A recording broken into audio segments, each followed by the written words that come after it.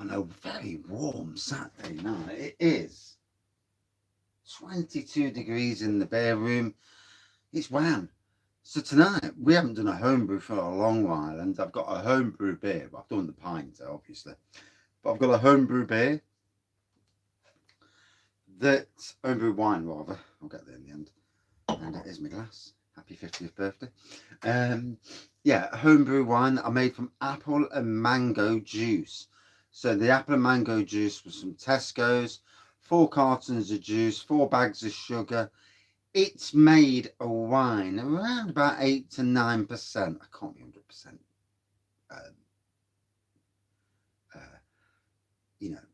100% on that because I forgot. But anyway, when we had that heat spell the other week, when it went above 30 degrees, what happened was the yeast had congealed and it looked awful, to be fair. I thought I was going to chuck it. And when it calmed back down again, give it a good bloody stir as you do. Shut the blooming hell out of it. And it started to bubble again, it was like Pato Banton. It was bubbling a heart, yeah. It's getting me in the mood for singing. It's bubbling a heart. But anyway, yeah. Oh, yeah. So I barreled it not long after that. Let it sit in the barrel. I've had a few samples, as you do, the odd sample here and there. And it's ready. So I've got the glass my daughter gave me for my 50th birthday, which was in June 24th, Midsummer's Day. And then on the back, old bastard, hey? Just shows you how much your kids love you. Cheers, Katie. And that's my oldest daughter. Well, the only daughter, to be fair, but there you go. So there's the barrel. Here's the barrel. On to wall, lad. So, barrel aged juice wine. Oh, yeah. Well, in the plastic barrel, mind you. So just to prove a fact, let me put it up there then. Into glass. 50 to your glass. And there we go. So, no finings used, no stabilizer used. So if the sugar did not ferment out, it would eventually. So as you can see, it's no commercial wine. So don't get me wrong. It is what it is. It is what it is. That Rob Lowe saying, "I am what I am. I am what I am. Don't give a damn." Most of the time, no. So hazy. I'd go for a hazy straw pour. On the nose, there's a sweetness to the nose. You can certainly smell the apple on the nose and a touch of mango, to be fair.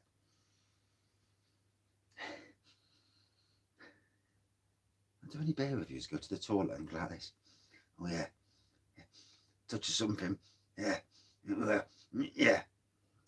Just makes you wonder. I might be totally wrong, but or any beer brewers even. But anyway, cheers up.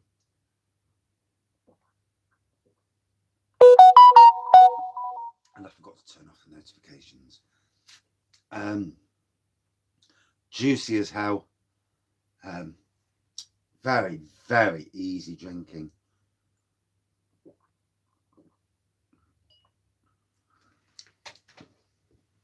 I would say it's no more than about 6 to 7%. It feels that ABV.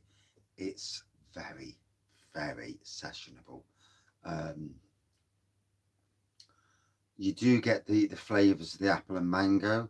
Like I say, it's cheap and cheerful wine. It's not meant to be a full-on proper wine. If you want full-on wines, go and buy the stuff. But this is 24 litres. It's cost £4, it's cost about £7 in total, as memory serves me correctly. £7, basically 40 pints, or what would be the equivalent of 30 bottles. 30 bottles, £7, 23 pence a bottle, bish bash bosh. You can't fault that. 23 pence a bottle. If you're on a budget and you don't mind, if you can stomach a slightly less than commercial wine, then juice wines are an interesting way. They're not for everyone.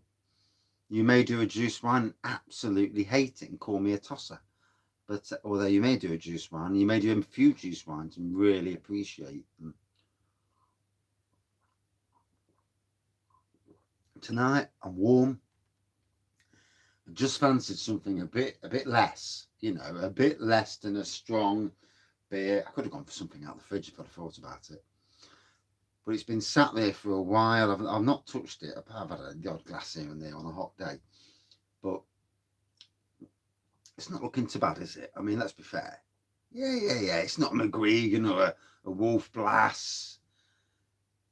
But I reckon it's as good as some of the low end stuff. I've had stuff from Spain that you bought and it's nasty. And this is easy going, drinkable juice wine.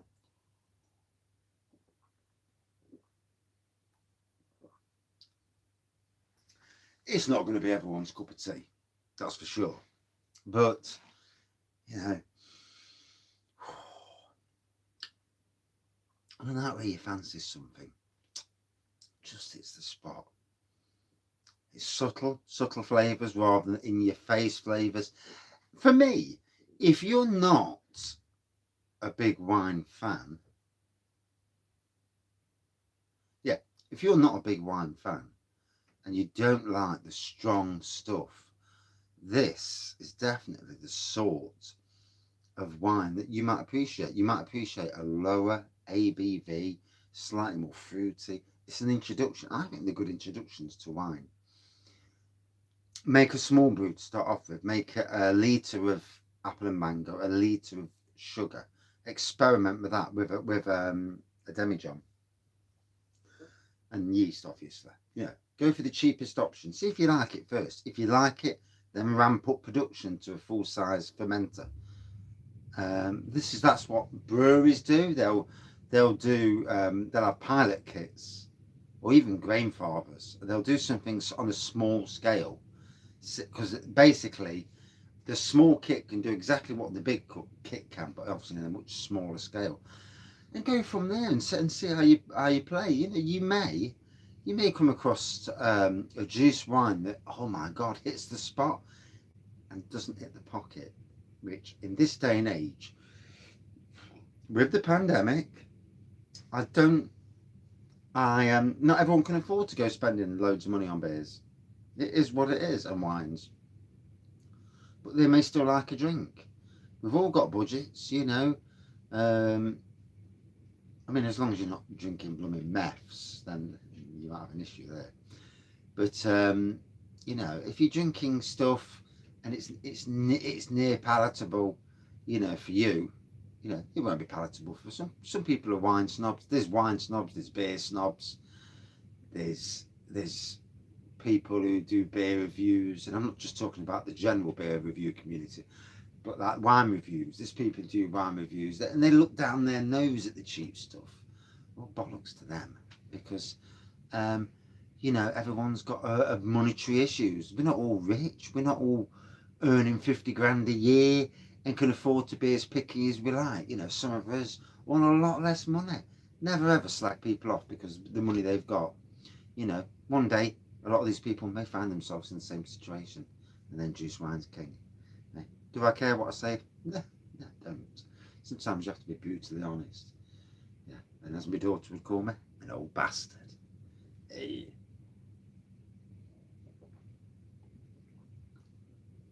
So, I thought it had failed. I thought I was going to be binning it.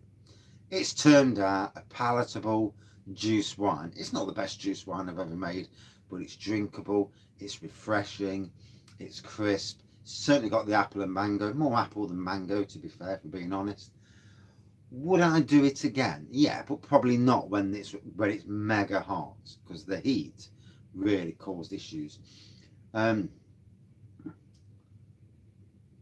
Would I drink it again? Well, yeah, I've got a chuffing barrel to drink. I will be drinking it again, no doubt.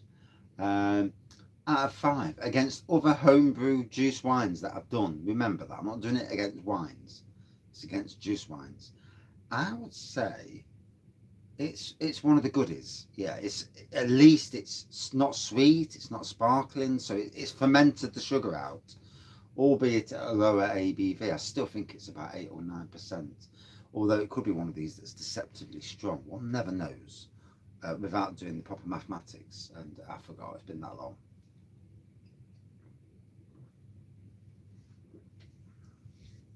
But yeah, can't fault it.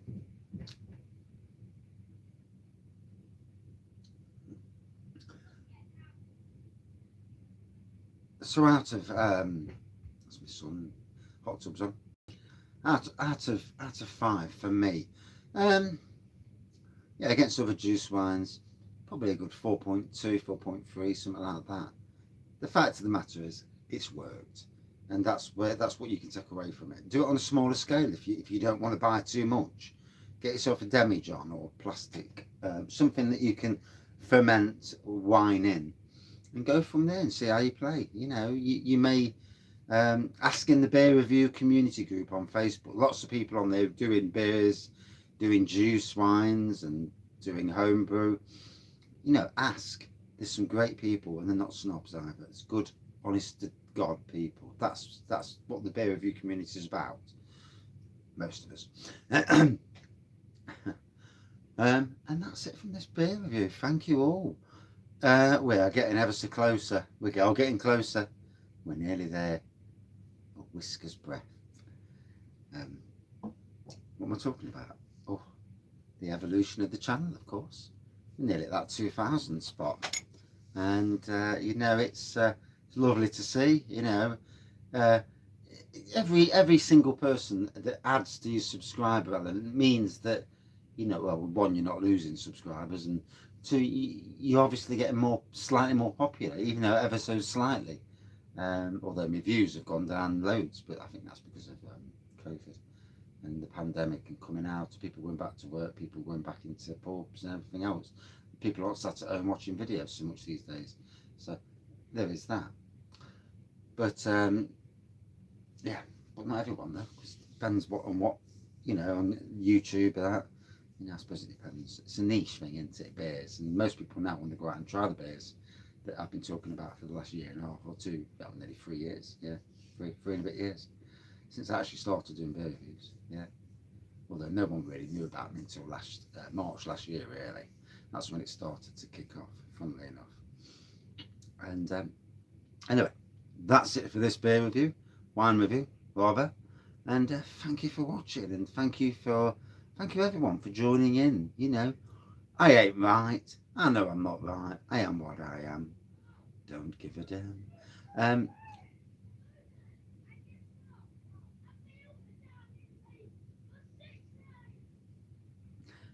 My son is a card.